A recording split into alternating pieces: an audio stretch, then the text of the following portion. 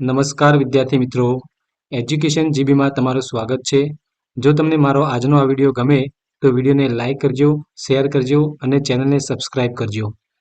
ચાલો જોઈએ ધોરણ 5 પર્યાવરણ વિષયમાં એકમ નંબર 2 સાપ અને મદારી.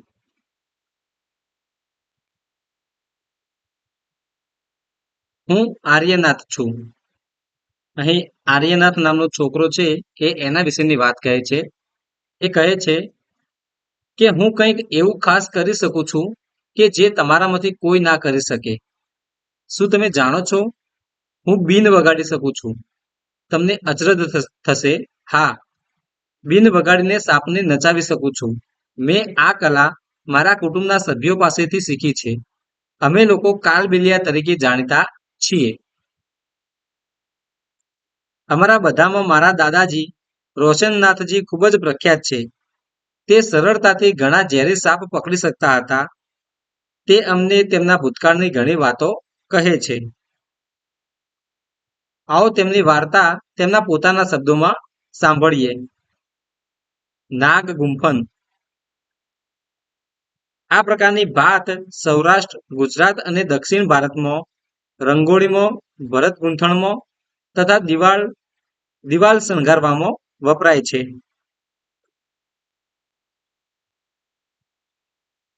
દાદાજીને યાદ છે, મારા દાદા અને પરદાદાના સમયથી અમે મદારીના વ્યવસાય સાથે સંકળાયેલા છીએ. સાપ અમારા જીવનનો એક મહત્વનો ભાગ છે. અમે સાપને વાંસની ટોપલીમાં લઈ એક ગામથી બીજા ગામ ફરતા અને જ્યારે ગામમાં ઊભા રહેતા ત્યાં અમારી આજુબાજુ ટોળું થઈ જતું. પછી અમે અમારી ટોપલીમાંથી સાપ બહાર કાઢતા. ખેલ બતાવ્યા પછી પણ લોકો ઊભા રહેતા. અહીંયા ચિત્રમાં તમે જોઈ શકો છો કે મદારી છે એ સાપનો ખેલ અહીંયા બતાવી રહ્યો છે. ખેલ બતાવ્યા પછી પણ લોકો ઊભા રહેતા. તેઓ જાણે છે કે અમારા ડબ્બામાં ઘણા પ્રકારની ઔષધિઓ રહેતી. અમે આ ઔષધિ જંગલમાંથી એકઠા કરેલા છોડમાંથી બનાવતા. હું આ બધું મારા દાદાજી પાસેથી શીખેલો. મને આનંદ છે કે હું મારી ઔષધિથી લોકોની મદદ કરી શકતો, કારણ કે એ સમયે ડોક્ટર અને હોસ્પિટલ ખૂબ જ દૂર હતા. તેના બદલામાં લોકો અમને થોડા પૈસા અથવા અનાજ આપતા. આ રીતે અમે અમારું ગુજરાન ચલાવતા. ક્યારેક કોઈને સાપ કરડ્યો હોય ત્યાં મને બોલાવવામાં આવતો. ડંખના નિશાન પરથી હું જાણવાનો પ્રયત્ન કરતો કે એ માણસને કયા પ્રકારના સાપે ડંખ માર્યો છે. તે પછી હું તેના માટે ઔષધિ આપતો. પરંતુ હું હંમેશા સમય પર મદદે જઈ શકતો ન હતો. તમે જાણો છો કે અમુક સાપના ડંખથી તરત જ મૃત્યુ થાય છે, પરંતુ બધા સાપ ઝેરી હોતા નથી. ક્યારેક ખેડૂતો સાપની બૂમો પાડતા મદદ માંગવા આવતા. ત્યારે હું તે સાપ પકડી લેતો. છેવટે તો હું બાળપણથી સાપ પકડવાનું કામ કરતો હતો. ઓહ, તે દિવસો કેવા સારા હતા. અમે લોકોની ઘણી રીતે મદદ કરી શકતા હતા. અમે તેમનું મનોરંજન પણ કરતા. તે અત્યારના સમય જેવું ન હતું, જેમાં મનોરંજન માટે લોકો ટેલિવિઝન જોતા હોય છે. જ્યારે હું મોટો થયો ત્યારે મારા પિતાજી મને સાપના ઝેરી દાંત કાઢતા શીખવ્યું. તેમણે મને સાપની ઝેરની નળી કેવી રીતે બંધ કરવી તે પણ શીખવ્યું. હવે પ્રશ્નોત્તરી છે કે વિચારો અને કહો. એમાં પહેલો પ્રશ્ન છે કે શું તમે ક્યારેય સાપ જોયો છે? ક્યાં? તો અહીં તમે જ્યાં સાપ જોયો હોય એના વિશેનું વર્ણન કરવાનું છે. તો જવાબ છે કે હા, મેં પ્રાણી સંગ્રહાલયમાં અને મદારી પાસે સાપ જોયો છે. બીજો પ્રશ્ન છે કે શું તમે તેનાથી ડરો છો? કેમ? તો હા, મને સાપથી ડર લાગે છે.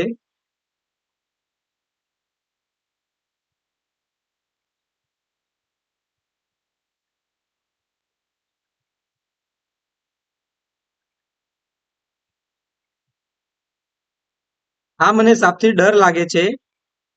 લોકો એમ કહે છે કે સાપ ઝેરી હોવાથી તેના કરડવાથી મૃત્યુ થાય છે, એટલા માટે આપણે બધા સાપથી ડરીએ છીએ. ત્રીજો પ્રશ્ન છે, શું તમે માનો છો કે બધા સાપ ઝેરી હોય છે? તો ના, બધા સાપ ઝેરી હોતા નથી. અમુક સાપ જ ઝેરી હોય છે. ચોથો પ્રશ્ન, શું તમે કોઈને બીન વગાડતા જોયા છે? ક્યાં? તો જવાબ છે કે હા, અમારા ગામની બાજુની ખુલ્લી જગ્યામાં ભરાયેલ મેળામાં અમે ગયા હતા. ત્યાં મદારીને બીન વગાડતા જોયા છે. પછીનો પ્રશ્ન છે કે પ્રકરણ 1માં તમે જોયું કે સાપને કાન હોતા નથી. શું સાપ બીન સાંભળે છે કે બીન હલે તેમ નાચે છે? તમે શું માનો છો? તો સાપને કાન ન હોવાથી તે બીનનો સંગીતમય અવાજ સાંભળી શકતો નથી, પરંતુ બીન હલે તેમ તે પોતાની ફેણ હલાવે છે. લોકો આને સાપ નાચે છે એમ કહે છે. હવે આપણે શું કરી શકીએ? આર્યનાથ, તારા પિતા બાળપણથી જ મારી સાથે મુસાફરી કરતા. તે શીખવ્યા વગર જ બીન વગાડતા શીખી ગયા હતા. અત્યારના દિવસોમાં હવે મુશ્કેલી ભર્યું છે. હવે સરકારે જંગલી પ્રાણીઓને પકડવાનો અને તેમની પાસે નહીં રાખવાનો કાયદો બનાવી દીધો છે. કેટલાક લોકો પ્રાણીઓને મારીને તેમની ચામડી મોંઘા ભાવે વેચે છે. તેથી સરકારે તેમની વિરુદ્ધ કાયદો બનાવી દીધો છે. હવે આ કાયદાને લીધે અમે કેવી રીતે ગુજરાન ચલાવીએ? લોકો કહે છે કે અમે સાપને ખરાબ પરિસ્થિતિમાં રાખીએ છીએ, પરંતુ અમે લોકોએ ક્યારેય સાપને માર્યા નથી અને તેમની ચામડી વેચી નથી. જો અમે ઈચ્છ્યું હોત તો સાપને મારીને ઘણા પૈસા કમાઈ શકતા હતા, પરંતુ અમે ક્યારેય એવું કર્યું નથી અને કરીશું પણ નહીં. સાપ અમારો ખજાનો છે, જે અમે એક પેઢીથી બીજી પેઢીને આપીએ છીએ. અમે અમારી દીકરીઓના લગ્નમાં પણ સાપ ભેટમાં આપીએ છીએ. અમારા કાલબેલિયા નૃત્યમાં પણ સાપના જેવું જ હલનચલન હોય છે. આર્યનાથ, તારે તારા માટે અલગ જ જીવન બનાવવાનું છે. તને તારા પિતા તરફથી બીન વગાડવાની ભેટ મળી છે. તું અને તારા પિતરાઈ બીન વગાડી લોકોનું મનોરંજન કરી શકો છો, પરંતુ તમે તમારા વડીલો તરફથી મેળવેલું આ જ્ઞાન બરબાદ કરતા નહીં.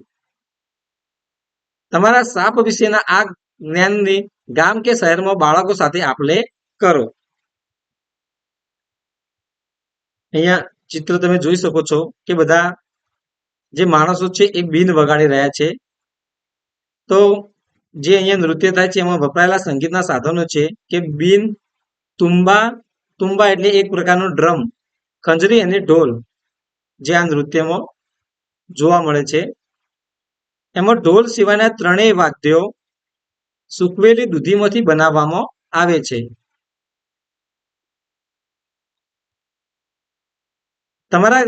તમારા સાપ વિશેના આ જ્ઞાનની ગામ કે શહેરમાં બાળકો સાથે આપલે કરો.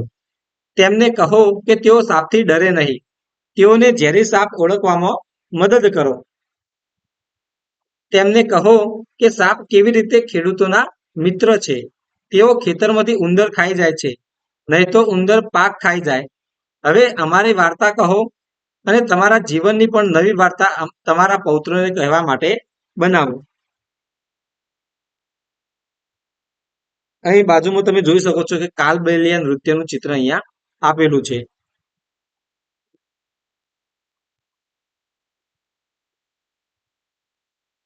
હવે લખો કે તમે ક્યારેય પ્રાણીઓને મનોરંજન માટે ઉપયોગમાં લેવાતા જોયા છે? ઉદાહરણ તરીકે સર્કસમાં, રોડ પર અથવા પાર્કમાં. શું તમે આ જોયું છે? ક્યારે? કયા પ્રાણીઓના ખેલ તમે જોયા છે? તો એનો જવાબ આપણે અહીંયા ઉપર લખેલો છે કે હા, હું મારા માતા પિતા સાથે ગયા મહિને સર્કસ જોવા ગયો હતો. ત્યાં મેં હાથી, ઘોડા, વાઘ અને રીંછ જેવા પ્રાણીઓને મનોરંજન માટે ઉપયોગમાં લેવાતા જોયા છે. કોઈક વાર રોડ ઉપર બતાવતા ખેલમાં સાપ, માંકડા અને રીંછનો મનોરંજન માટે ઉપયોગ થતો જોયો છે. બીજો પ્રશ્ન છે કે લોકો ખેલ તમાશામાં પ્રાણીઓ સાથે કેવો વ્યવહાર કરે છે? તો લોકો ખેલ તમાશામાં પ્રાણીઓ સાથે સારો વ્યવહાર કરે છે. પછીનો પ્રશ્ન, કોઈ પ્રાણીને ખીજવતું હતું? કેવી રીતે? તો હા, કેટલાક મસ્તીખોર છોકરા પ્રાણીઓને ખીજવતા હતા. તેઓ પ્રાણીઓની ક્રિયાઓની નકલ કરતા હતા, તેમની સામે ગુરકતા, તેમજ તેમને ચીડવતા હતા. ખેલ જોયા પછી તમારા મનમાં કેવા પ્રશ્નો થયા હતા? તો એ પ્રશ્નના જવાબ આપણે અહીંયા લખેલા છે. જેમાં પહેલો છે કે શું આપણા મનોરંજન માટે પ્રાણીઓને તેમની મરજી વિરુદ્ધ કામ લેવું સારી વાત છે? બીજો પ્રશ્ન છે, પ્રાણીઓને તેમના પરિવારથી દૂર રાખવા યોગ્ય વાત છે? ત્રીજો પ્રશ્ન છે, પ્રાણીઓને કાયમ માટે પાંજરામાં રાખવા યોગ્ય છે? અને ચોથો પ્રશ્ન છે કે શું આ લોકોને ભરપેટ ખાવાનું અપાતું હશે? તો આવા પ્રશ્નો છે મનમાં ઊભા થયા હતા. હવે કલ્પના કરો કે તમે પાંજરામાંના એક પ્રાણી છો. વિચારો તમને કેવો અનુભવ થશે અને નીચેના વાક્યો પૂરા કરો. તો અહીં કલ્પના કરવાની છે કે તમે પાંજરામાંના એક પ્રાણી છો અને અહીંયા જે વાક્યો આપ્યા છે એ વાક્યો આપણે પૂરા કરવાના છે.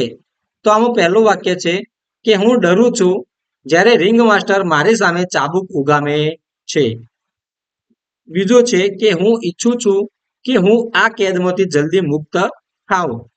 ત્રીજો પ્રશ્ન, હું દુઃખી હોઉં છું જ્યારે મારા મિત્રો મને યાદ આવે છે. પછીનું વાક્ય છે, જો મને તક મળે તો હું પાંજરું છોડીને જંગલમાં નાસી જાઉં. અને છેલ્લું વાક્ય છે, મને તે જરાય પસંદ નથી જ્યારે લોકો મને ખીજવે છે. શું તમે જાણો છો, આપણા દેશમાં ઘણા પ્રકારના સાપ જોવા મળે છે. તેમાંથી માત્ર 4 પ્રકારના સાપ ઝેરી હોય છે. તેઓ નાગ એટલે કે કોબરા, પછી કાળોતરો, રસેલ વાઇપર એટલે કે ખડચિત્રો અને સોસ્કેલ વાઇપર એટલે કે ફુરસા. આના ચિત્રો અહીંયા આપેલા છે. તો આ સાપ છે એટલા જ સાપ ઝેરી હોય છે. સાપને 2 પોલા દાંત હોય છે. જ્યારે એ કરડે છે ત્યારે ઝેર તેના દાંત દ્વારા માણસના શરીરમાં પ્રવેશે છે. સાપના કરડ્યા પછી બચવા માટે દવા હોય છે. સાપના ઝેરમાંથી જ આ દવા બનાવવામાં આવે છે અને મોટે ભાગે તે સરકારી દવાખાનામાં મળે છે.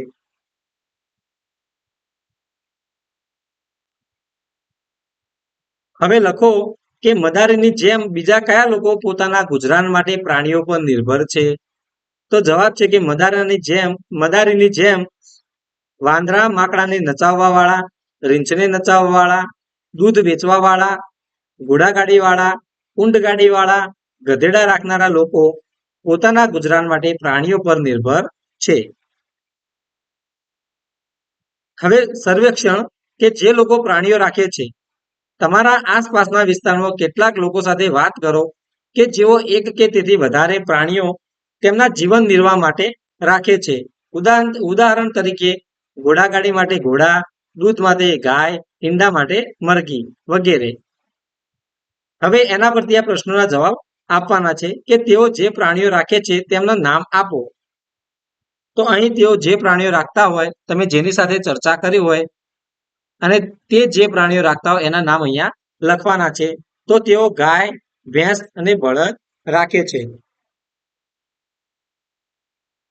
બીજો પ્રશ્ન છે કે કેટલા પ્રાણીઓ છે? તો કુલ 10 પ્રાણીઓ રાખેલા છે.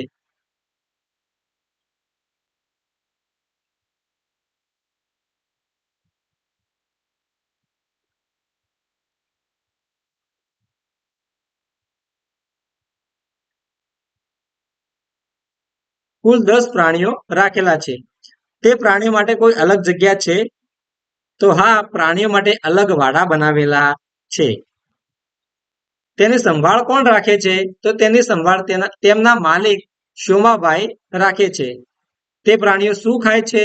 તો તે પ્રાણીઓ ઘાસ, ભૂસું, લીલો ચારો, દાણ અને અનાજ ખાય છે.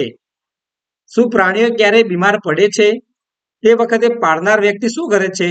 તો હા, પ્રાણીઓ બીમાર પડે ત્યારે તેમનો માલિક પશુઓના ડોક્ટરને બોલાવીને તેમનો ઈલાજ કરાવે છે. હવે થોડા વધારે પ્રશ્નો બનાવો અને ચર્ચા કરો. તો તમારે આનાથી થોડા વધારે પ્રશ્નો બનાવવાના છે. તો જે પ્રશ્નો આપણે બનાવેલા છે એમાં પહેલો પ્રશ્ન છે કે તે પ્રાણીઓને દિવસમાં કેટલી વાર ખાવાનું આપવામાં આવે છે? તો તે પ્રાણીઓને દિવસમાં 3 વાર ખાવાનું આપવામાં આવે છે. બીજો પ્રશ્ન છે, આ પ્રાણીઓની સંભાળ કેવી રીતે રાખવામાં આવે છે? તો આ પ્રાણીઓની સંભાળ માટે સોમાભાઈ ખૂબ જ કાળજી લે છે. પ્રાણીઓને શિયાળા અને ચોમાસામાં છાપરા નીચે બાંધે છે. ત્રીજો પ્રશ્ન છે કે તેમની ચામડી પર વાળ છે કે પીંછા છે? તો તેમની ચામડી પર વાળ છે. અને ચોથો પ્રશ્ન છે, આ પ્રાણીઓમાં કયા પ્રાણીઓ બચ્ચાને જન્મ આપે છે? તો આ પ્રાણીઓમાં ગાય અને ભેંસ બચ્ચાને જન્મ આપે છે. તો આવા પ્રશ્નો તમારે બનાવવાના છે. હવે તમારા પ્રોજેક્ટ પર અહેવાલ બનાવો અને વર્ગમાં તેનું વાંચન કરો. તો જે પ્રોજેક્ટ આપણે ઉપર જોયો એ પ્રોજેક્ટ પર અહેવાલ બનાવવાનો છે અને વર્ગમાં તેનું વાંચન કરવાનું છે. તો ચાલો આપણે જોઈએ.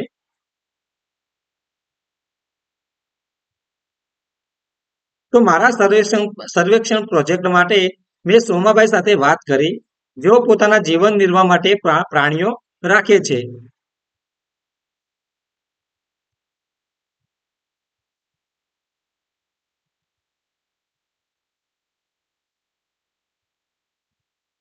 પ્રાણીઓ રાખે છે અને ખેતી કરે છે. સોમાભાઈ અને તેમના કુટુંબ પાસે 2 ગાય, 5 ભેંસ અને 2 બળદ છે. આમ કુલ 9 પ્રાણીઓ રાખ્યા છે. આ બધા પ્રાણીઓ સોમાભાઈની આજીવિકાના સાધન બન્યા છે. સોમાભાઈ બધા જ પ્રાણીઓને સારી રીતે સાચવે છે. તેમની સાર સંભાળ રાખે છે. દિવસમાં 2 થી 3 વાર ખાવાનું આપે છે.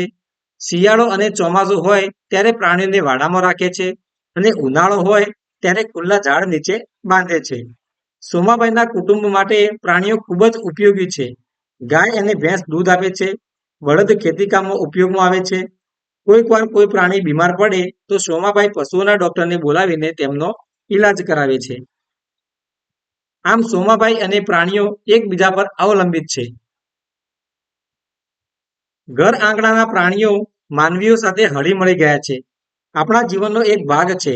માનવીને પ્રાણીઓ વગર ન ચાલે અને પ્રાણીઓને માનવી વગર ન ચાલે. હવે આગળ જોઈએ કે સાપની પૂતળી એટલે કે પપેટ બનાવો. તો આ રીતનું આપણે સાપની પૂતળી બનાવવાની છે. એના માટે એક જૂના મોજાની જોડી લો. એક તમારા હાથમાં પહેરી લો. આંખો માટે તેના પર બટન અથવા ચાંદલો લગાવો. જીભ બનાવવા લાલ રંગના કાગળની પટ્ટી કાપો અને ચિત્રમાં બતાવેલી જગ્યા પર લગાવો. કાગળની પટ્ટીના બીજા છેડે વી આકાર કાપો. તમારો સાપ તૈયાર છે. હવે આપણે શું શીખ્યા? તો સરકારે કાયદો બનાવ્યો છે કે કોઈ પણ વ્યક્તિ સાપને પકડી અથવા રાખી શકશે નહીં. તમે આ કાયદા વિશે શું વિચારો છો? તમારા જવાબ માટે કારણ આપો અને તમારા પોતાના શબ્દોમાં લખો. તો સરકારે બનાવેલો કાયદો ખરેખર સાચો, યોગ્ય અને પ્રાણીઓના હિતમાં છે. આ કાયદા મુજબ મદારી કે કોઈ પણ વ્યક્તિ સાપને કે અન્ય કોઈ પણ પ્રાણીને પકડી અથવા પાસે રાખી શકે નહીં. આ કાયદો વાઘ, સિંહ, ચિત્તો, રીંછ, હાથી જેવા પ્રાણીઓ માટે છે. આ કાયદો ગાય, ભેંસ, બળદ, ઘોડા, ગધેડું, ઊંટ અને બકરી જેવા પાલતુ પ્રાણીઓ માટે લાગુ પડતો નથી. જો મિત્રો તમને મારો આજનો આ વિડીયો ગમ્યો હોય તો વિડીયોને લાઈક કરજો, શેર કરજો અને ચેનલને સબસ્ક્રાઇબ કરજો, જેથી આવનારા નવા વિડીયોનું નોટિફિકેશન તરત જ તમને મળતું રહે.